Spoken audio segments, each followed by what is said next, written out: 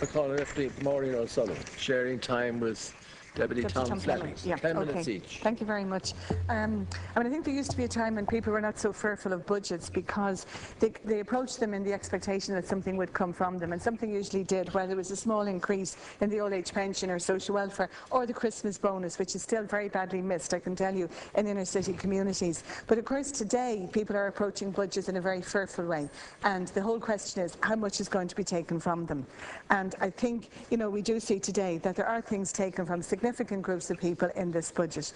And I listened to the speeches of Minister Noonan and Howland yesterday, and obviously they accentuated the positive, and I do acknowledge that there were positives in it. But when it goes into the detail for the various departments, I think that's where we see the real picture, and we do see where there are cuts and who they are impacting. We know that there are plenty of people in this country who can absorb cuts, and the question is, who's most affected by what happened yesterday, and who are least affected. And I do wish it were more proportionate, and that those who can afford to absorb them are the people who are. This morning I went over to the Centre for Independent Living over in the Macro building. They had an event there this morning in North King Street, and I met people with severe disabilities and people with multi-disabilities, all with a great zest for living, and all who are playing a part in their communities and want to continue to do so. And I listened to their reactions to the budget, and the first thing that disappointed them was that equality was not at the centre of the budget. They were watching the coverage and they were waiting for clarification on those issues that most affect them. And they're still waiting for that clarification, and that scares them. They're still waiting about the mobility allowance because they wanted to stress the difference between that and free travel.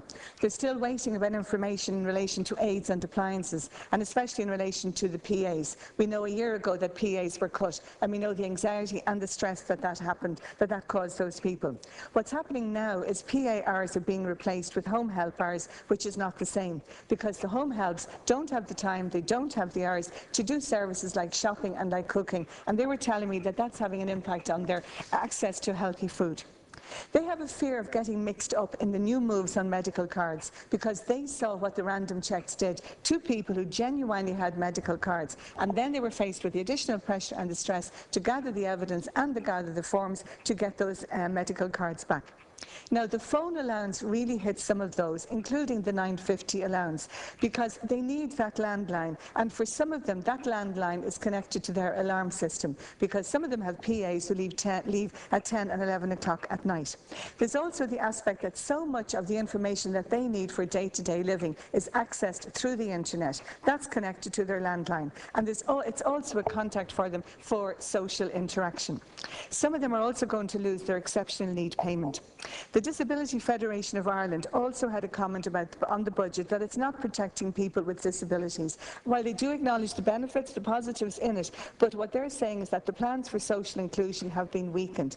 And the group this morning told me they're still waiting on the sectoral plans that were supposed to have been drawn up for when the austerity is over, and they're still waiting on that. So it would have been so positive to have come from that meeting this morning and be able to come in here and say, yes, they are a group of people who have been, they've multiple disabilities, severe disabilities, and yes, that they say this budget is allowing them to live their lives independently and with dignity, but they weren't saying that.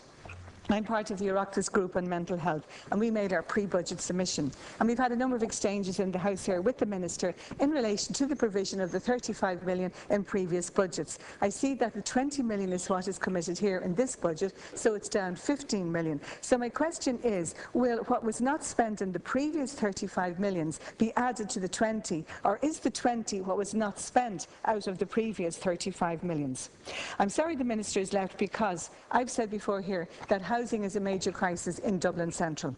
Where there's a lack of local authority housing, there's a lack of adequate private rented accommodation, social housing, and there's also an increase in homelessness. So I looked at the budget and I saw what was there was 30 million from the sale of the lottery to recommence the state's house building programme, and then there was a 10 million for the unfinished housing estate resolution. But I just have to ask, exactly how many houses is that going to cover? And I do think it's scratching the surface. There was something in there as well about this 4,500 new apartments apartments and houses for Dublin. But again, there was no clarity about where that was coming from. There are positive steps, but not nearly far enough.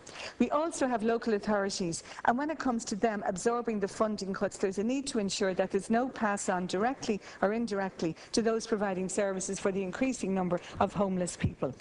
Many people have spoken about the youth unemployment, and I'm just speaking from Dublin Central, where we have higher than average numbers of people who are unemployed, higher than average numbers of people who are lone parents. Some of them are under 25. I also see, wonderful young people who have been well educated in this country, well trained in this country, and they're going abroad and they are supporting the economies of other countries and not the economies in this country. So much is riding on the youth guarantee. I hope it works out. There's also a serious issue with apprenticeships, and in years to come I don't think we'll have enough tradesmen and women that are needed, and we see in the budget that the false apprenticeships now have to pay a student contribution for their time in the institutes of technology.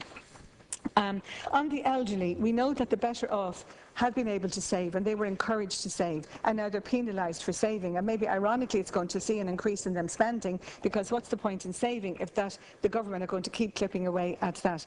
The prescription charge, I know in the last budget there were calls over the 50 cent, and it seems minimal to some people, but when you're on a basic social welfare payment and when you have several prescription charges, the 50 cents added up. Now it's 250, and I do think that's going to cause problems, and I hope that the department will serve exceptional needs with that. Likewise, the bereavement grant, I was listening to Minister Howland this morning saying no problem with this, but I know it is a problem at the moment because funeral costs are so expensive, and if you're a low income family, that is going to make a difference. The VAT rate has been kept at 9%, very welcome by the hospitality industry, and we know the strong lobby. But I was intrigued to find out, when I had some questions in with the Minister, that lap dancing clubs also benefit from 9%. So I suppose it depends on your interpretation of what's hospitality, but I do think there are areas in that could have been increased more than the 9%.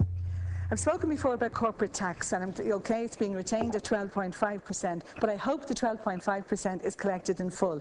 And I noted in the budget that the government is committed to being part of a solution to the global tax exchange, and he wants to ensure that Irish registered companies are not stateless in terms of the place of tax residency. But I hope that also applies to ensuring that Ireland does not become a tax haven for the multinational companies who are avoiding paying their just taxes in other countries, and that we will commit to stopping capital flight and committed to country-by-country accounting. Just a couple of other points. A note about the ladies with Magdalene laundries, that their lump sum was going to be tax exempt. I would assume that was going to be tax exempt anyway. Overseas development aid, I know it's a 3% cut, but we are under the 0.5%. We're moving further and further away from the 0.7%. And I know there's support in this country for those people who are hardest hit by poverty and hunger. One family have made their concerns known because they see as retrograde the removal of the one family tax credit, because it had been facilitating the collaborative approach of parents who separated but who are sharing responsibility for their children. I just want to mention, drugs issues, drugs projects in my area, and the youth projects. And they're doing phenomenal work in areas of high unemployment, areas with low-income families. And families in other areas have disposable income for the after-school activities for their children. The youth projects are providing that. I hope, whatever cut, if at all, that it will be minimal. Equally for those who are working with those who are in addiction and those in recovery. And it is a massive problem. I'm still waiting to see the implementation of the report on the alcohol strategy. I do welcome what happened with education, that there was no change to the teacher-pupil ratio. I think that's very positive. Equally, the recruitment of teachers, and particularly resource teachers. And I totally value the work of the SNAs, but getting the children with special needs into school is not enough unless they're being taught by people who have the special qualifications in special needs assistance.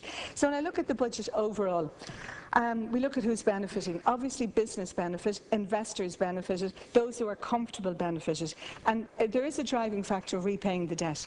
And I think it's at the expense of essential services and at the expense of additional services. I listened to the Minister of Agriculture when I was in the office earlier, and I was listening to the list of benefits and the list of grants that were coming for farmers. And I look at the low-income families in the constituency I represent, and I'm wondering, what are the benefits that are coming out for them from this budget? And they're just not there. So that's the basic unfairness of it and the inequality. Tomorrow is October 17th. It's the International Day for the Eradication of Poverty. But the low-income families are further hurt in this particular budget. The Minister did say that recovery is well underway, and yes, it is on the grand scale, the statistics, etc., and the percentages, but it's not filtering down to many people, families and communities, and for them austerity is continuing. Thank you. Thank you.